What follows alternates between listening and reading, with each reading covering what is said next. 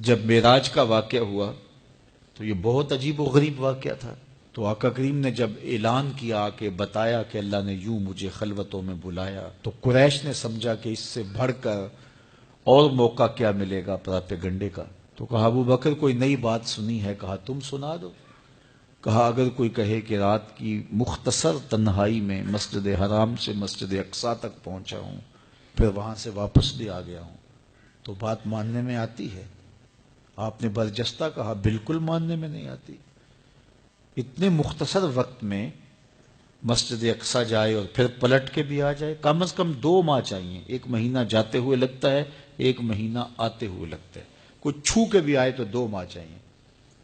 تو سمجھا کہ لوہا خوب گرم ہو گیا، اب چوٹ ٹکانے پہ بیٹھے گئے. کہا ماننے میں نہیں نہ آتی؟ کہا بالکل نہیں ماننے میں آتی. تو کہا پھر تیرا یار ہی تو کہتا ہے. تو حضرت ابو بکر صدیق نے فرمایا وہ واقعی کہتے ہیں؟ کہا ہاں انہی کا کہنا ہے. تو حضرت ابو بکر بولے لئن قالہ فقد صدق فاصدق، اگر انہوں نے کہا ہے تو سچ کہا ہے، میں تصدیق کرتا ہوں. کہا ابھی تو تم کہہ رہے تھے کوئی کہے تو ماننے میں نہیں آتا. کہا کوئی کہے تو اب بھی نہیں مانوں گا، وہ اس سے بھی عجیب کہے تو مان لوں گا. اللہ اکبر. فبذالک سمی صدیق، علماء نے لکھا یہ وہ وجہ تھی جس کی وجہ سے آپ کو صدیق پکارا جانے لگا. معراج کی تصدیق کی اور صدیق کہلائے. صدیق تصدیق سے بھی ہے، اور ساری زندگی آپ نے جھوٹ زبان پہ نہیں آنے دیا. آپ کی طبع میں جو صداقت رچی بسی تھی، بلکہ ایک مشکل وقت آیا آپ پر. وہ جب حضور علیہ السلام کو اللہ کا حکم ہوا اور ہجرت کر کے حضور مکہ سے مدینہ کی طرف عازم سفر ہوئے، تو حضرت سیدنا صدیق اکبر رضی اللہ تعالیٰ عنہ ساتھ تھے. مکہ المکرمہ سے جو مدینہ المنورہ ہے وہ شمال کی جانب ہے، اور غار ثور مکہ المکرمہ سے جنوب کی سمت ہے. تو آقا کریم علیہ السلام نے سفر کرنا تھا مدینہ شریف کا، تو شمال کی سمت نہیں گئے بلکہ وہاں سے سفر جنوب کی جانب کیا، اور پھر وہاں سے حضور جو ہے وہ 3 دن گزارنے کے بعد مدینہ المنورہ کی جانب روانہ ہوئے. یہ سارے ادھر ڈھونڈتے تھکتے رہے اور حضور وہاں آرام کرتے رہے.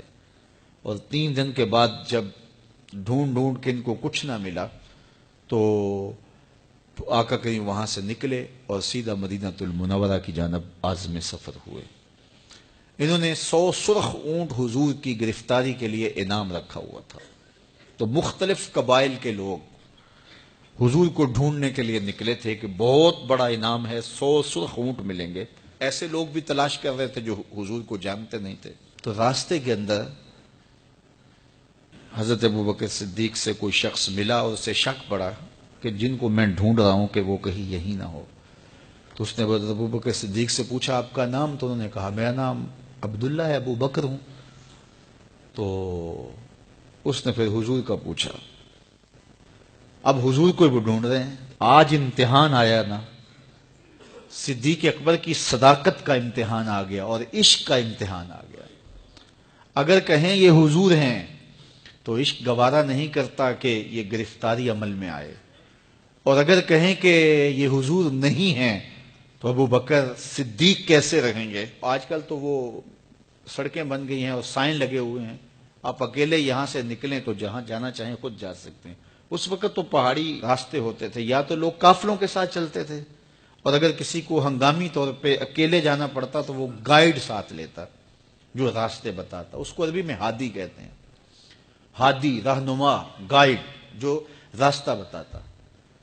تو حضرت ابوبکر صدیق سے اس نے پوچھا یہ کون ہے آپ کے ساتھ؟ تو حضرت ابوبکر صدیق بولے ھذا ہادی یہدینی الی صراط المستقیم، یہ میرا ہادی ہے جو مجھے سیدھی راہ پہ چلا رہا ہے.